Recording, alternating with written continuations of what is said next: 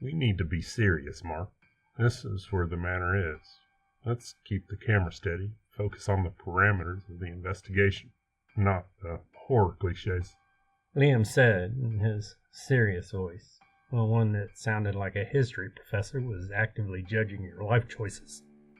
He adjusted his phone camera light, illuminating the massive rusted Gothic sign that read Blackwood Manor. The gate was an absurd tangle of wrought iron and thorny vine, sealed shut by pure neglect. I illuminated the nearest stone gargoyle with my own flashlight. I'm calling it a liability, Liam. If a horror story movie starts this way, we're the first two guys who die while arguing about the logistics of the ghost's motivation. Where's your basic fight or flight instinct? My focus is on the objective. Now, stop stalling. We drove an hour out of cell service for this. We need to either debunk this legend quickly or gather compelling evidence before dawn. See, all objective. No fun at all. We managed to pry the thick front door, a slab of oak bound in rusted iron, with a collective, desperate shove. It moved with a sound that wasn't a creak, but a deep, tearing groan. The foyer was enormous, swallowed by shadow, oppressive stillness. Dust sheets covered all the furniture, looking less like protection, more like the house's vast, white shrouds. The air was cold, thick, smelled of long-dead wood and stagnant, forgotten wealth. The scale of this place is incredible, Liam muttered, stepping inside and pointing his beam up the central staircase. The structural integrity alone suggests extreme age. We need to check the upper floors. That's where activity usually concentrates. Always concentrating, never just chilling out. I slowly walked down the long, shadowy hall that stretched from the foyer. The cold here wasn't temperature-based. It was a presence, like walking into a room after everyone stopped talking about you.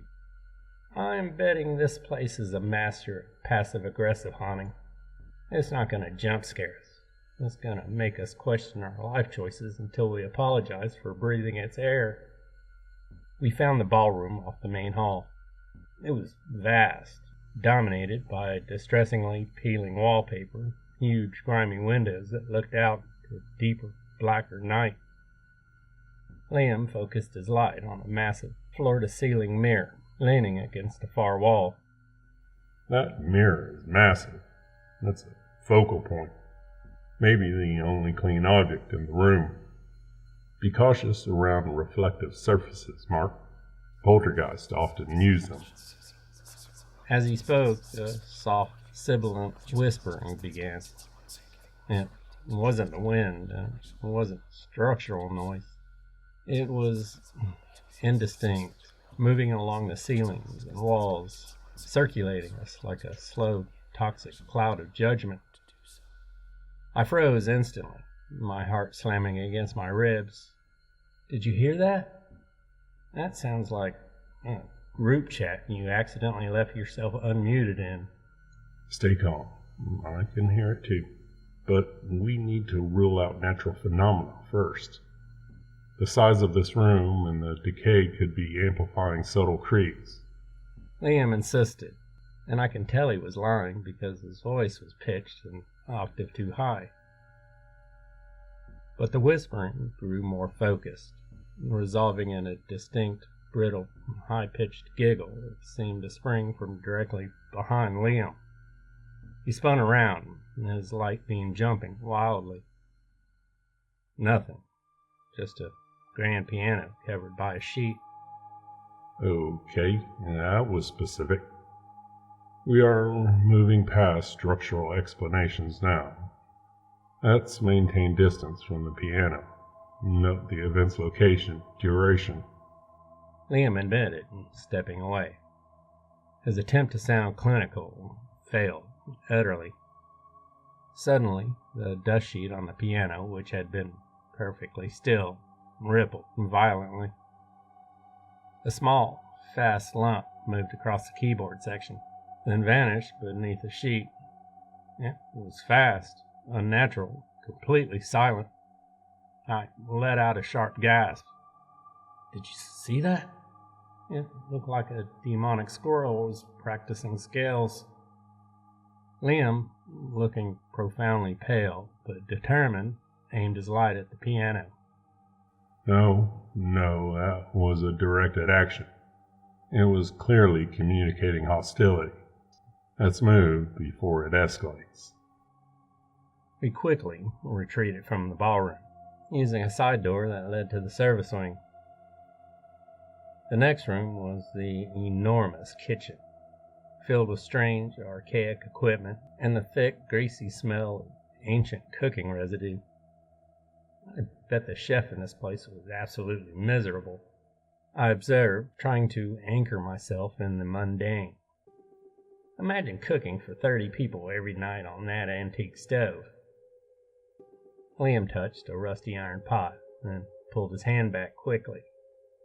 The heat differential in these service areas is pronounced.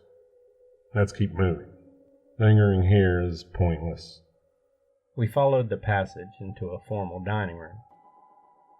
This room shattered the last pieces of my rational doubt.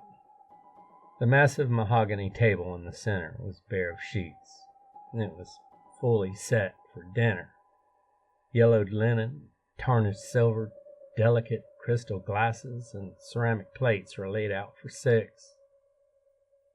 The chairs were pulled out slightly, perfectly positioned as if the diners had just stepped away for a moment. "No way," I whispered, shining my light onto the plates, which held thin, mold-covered remnants of a final, forgotten meal. "The house did not do this. This is a setup." Liam was backing away slowly. This violates everything we assumed about a passive haunting. This is intentional staging. We need to get out of the dining room now. This feels like a trap. He checked his watch, a nervous habit. A sharp metallic clink echoed from the corner of the room. The silver dinner fork had been thrown from the table and lay glistening on the wooden floor near the head setting. Table service is getting aggressively proactive tonight, I stammered, my bravado fading.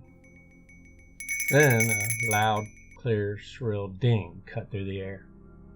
The small silver dinner bell, sitting near the center setting, had just been rung with force. Liam yelped, a pathetic, strangled sound, and nearly dropped his light. That is a directed kinetic event. The entity is confirming awareness of our presence and is attempting containment. Mission abort, Mark. We have to leave this room. We scrambled out of the dining room and flew up the main staircase. The stairs groaned under our collective fear like a ship breaking apart. On the second-floor landing, the temperature plummeted, hitting us like a wall of frozen air. Vapors puffed from our mouths. "I'm physically losing heat, Liam," I complained, clutching my arms. "This house is literally using us as fuel. It's a spiritual furnace, and I'm not here to lower the heating bill." Liam spotted a small, bright red wooden children's block lying conspicuously in the middle of the carpet. It looked very new, very out of place. Hold on. A child's block. Modern. Bright color. This is highly irregular. It suggests a living presence. Perhaps squatters? Which is a greater immediate risk than a ghost. He stuffed it into his pocket. Let's assume prank for now. Exit through the attic. We can't stay on this floor. We started walking toward the attic access. About 10 feet later, Liam stopped dead. Wait, He frowned, pulling his light back. didn't we just see a red block right here? I scanned the floor. No, you picked it up 10 feet back. Yeah, but look. Right where we were standing, directly in our path, was another small red wooden block, exactly the same size, same color. Liam's jaw dropped. This isn't another one. It's an exact copy, placed after I took the first.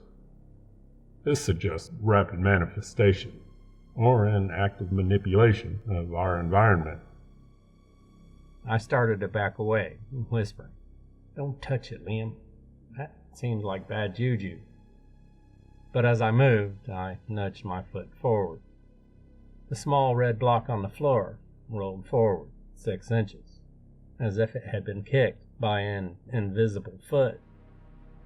Then, slowly, with an unnatural stillness, it flipped up onto one of its corners and spun perfectly on the point for a second before dropping flat. Liam slammed backward into the wall. That was deliberate, Mark. It moved against gravity, balanced perfectly. This entity is highly intelligent and is attempting to provoke a reaction. We need to move without acknowledging it. I was already retreating toward the attic door. Alrighty then. We scrambled up the narrow, cramped attic staircase. The attic was a vast, skeletal space, smelling strongly of ozone and burnt sugar. At the center, there was a single, dusty, full-length mirror leaning against a central support beam. It seemed to draw all the available light into its depths, like a black hole for photons. Liam and I collapsed against the trunk, gasping for air. The silence was back, absolute and crushing. This is a crucial moment. Liam wheezed, adjusting his shirt. We are in the attic, the assumed apex of power. I hate this. We need to gather final evidence and retreat before it can fully manifest. I aimed my flashlight back at the mirror, and we both stared into the glass. Our reflections, sweaty, terrified, stared back. Then the reflection changed. Not my whole figure, but my face in the mirror. My reflection suddenly stretched into a wide, disturbing, inhuman smile. A monstrous, toothy, unnaturally wide grin that lasted for a sickening split second before snapping back to my normal, horrified expression. It was straight up terrifying. I screamed, recoiling, falling backward over a trunk. My face! My face just broke the physics of orthodontics. That was wrong. I looked like a Photoshop nightmare. I shrieked, scrambling up. Stay focused, Mark. That was a clear facial distortion. It was designed to trigger panic. We need to keep our emotional baseline steady. Liam said, trying to control the situation. Bless his analytical heart. Then, the reflection of Liam in the glass started moving. The reflected Liam slowly raised its hands, and then its eyes glowed in a deep, unsettling orange. The real Liam's hands were frozen at his sides. The reflected Liam then pressed its hand flat against the glass, right where the real Liam was standing. Simultaneously, Liam let out a desperate, guttural noise as he felt a sudden, intensely cold pressure against his back, like an enormous frozen palm pressing hard through his shirt. It established physical contact. The pressure was enormous. The cold was intense. We have confirmation of a tactile, hostile entity. We need to break the line of sight with the mirror immediately. I was past the point of rational thought when I grabbed a heavy, rusty fire poker leaning nearby and swung it with all my strength at the massive mirror. The mirror exploded into 1,000 glittering shards. The sound was a terrifying, beautiful symphony of destruction. As the glass hit the floor, the intense cold and the suffocating silence vanished entirely.